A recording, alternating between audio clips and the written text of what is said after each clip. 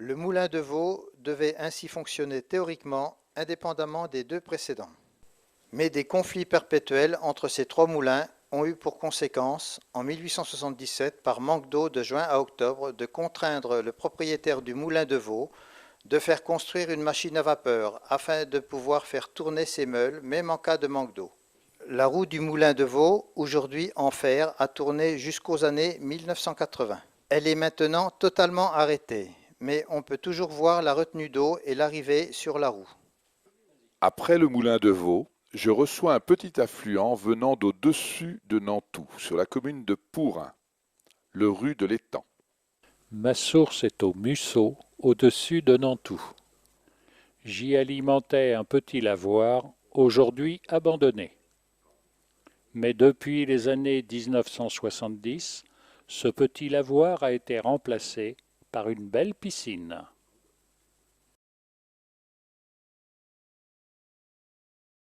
Au lieu dit le Tertre, un charmant lavoir est desservi par une source. Je passe près de Nantoux. De mon ancien château ne subsiste qu'un corps de bâtiment construit au XIXe siècle, faisant partie d'une maison de retraite depuis 1957. Avant de rejoindre le Tolon, je desserre le lavoir de Fauvitu. J'ai été déplacé en 1958 pour permettre la capture du rue de l'Étang pour l'alimentation en eau potable. J'ai été reconstruit le long de la route de Beauvoir à Pourin. Je termine mon parcours sur la commune de Beauvoir par le moulin Belletier. Je n'ai été construit qu'en 1852. Je devais être moins important que les autres car ma roue ne mesurait que 2,20 m. Mon activité se termina en broyant des phosphates naturels extraits à l'Indrie en 1909.